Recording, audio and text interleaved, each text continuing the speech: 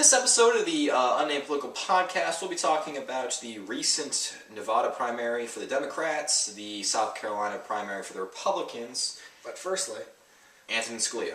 And how that will affect the future of the American political atmosphere. And Jeb Bush, dropping out. R.I.P. Jeb. Rarely is the question asked, is our children learning? My fellow Americans. Corporations are people, my friend. Our country is in serious trouble. I did not send classified material, and I did not receive any material that was marked or designated classified. But man is not free unless government is limited. Bringing you opinions on historic, current, and international politics. Welcome to the Unnamed Political Podcast. Hello and welcome to the 28th episode of the Unnamed Political Podcast. I'm Jack Horvath. I'm Clark Warburger. Today we're going to be discussing a range of political topics, but first we have to touch upon the recent passing of Antonin Scalia. Yes, we would first like to just kind of give our thoughts and prayers to his family.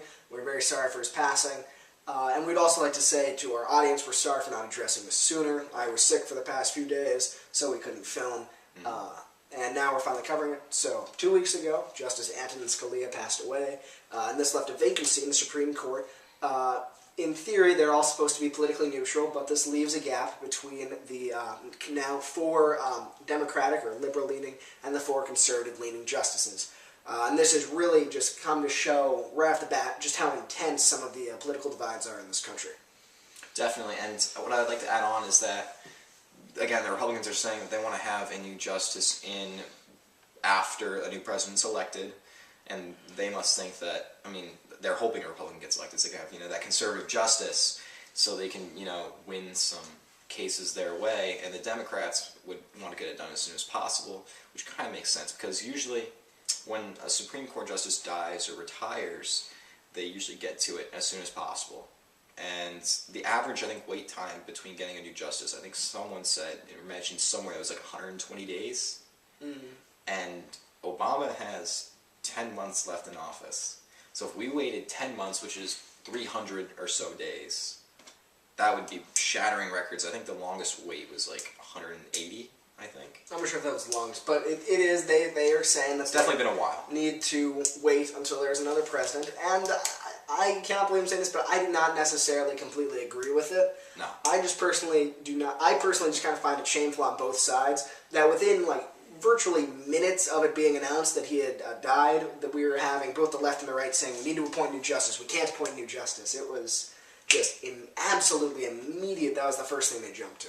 I think the new justice we should have should not think of something in terms of their political values. They should think of it interpretation of the Constitution, interpretation of the law, and it shouldn't be partisan. But you're That's seeing conservative and liberal interpretations of that. Yeah. You're seeing conservative judiciary. Because there's definitely some Supreme Court cases that leaned in the way of, one way or another. There are tons of them. Affirmative action, Roe v. Wade. Right. They're all, ultimately, it does come down to how individuals interpret their specific I just wish it wasn't crazy to think of a law that, all Supreme Court justices should be independent. And in addition to this isn't the only time that we've seen President Obama face resistance from the court as a whole, and they have been unanimous in many ways. We saw them give 9-0 rulings in areas where he in essence, wanted to overstep the Senate. They were against that.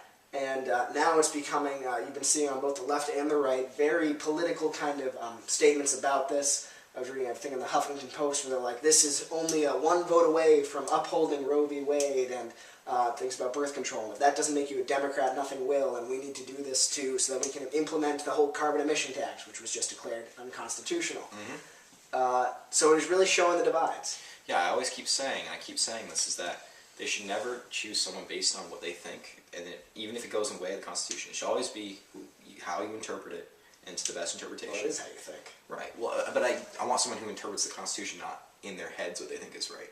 That's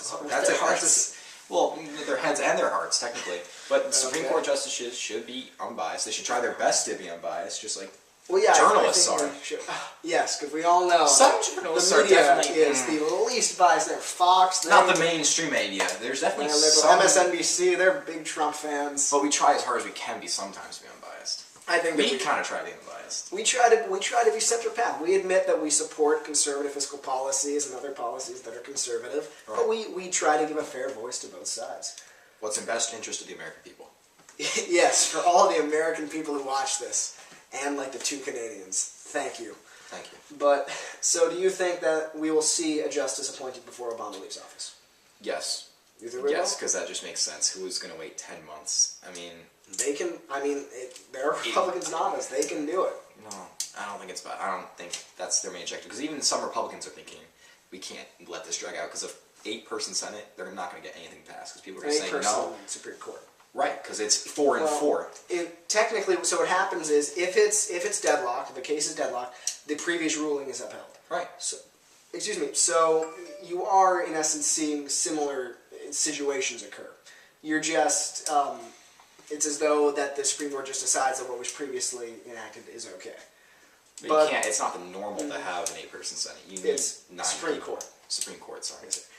You should have 9 people, and I think that they will be pushing very hard to see it, or Obama might be playing into their hands because President Hillary will nominate him as Supreme Court Justice once she's elected.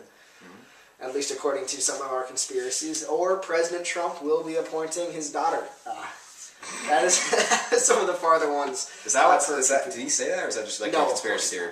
That was a conspiracy theory I've heard from some people. That'd be But hilarious. ultimately, this has really shown kind of the divides in the nation, and it has shown that neither side is really, on this particular issue, the good guys versus the bad guys. But I think that kind of covers it. Jack, you have anything else to add? No, your points are very well said. I agree. Thank you. Yours are excellent, well said as well. Thank you. All right, moving on to our next topic, the Nevada primaries and the South Carolina caucuses. And I got those backwards. Moving on to our next topic, the Nevada caucuses and the South Carolina primaries. Anything else to add before we move on? Sounds good. Let's go. All right, see you then.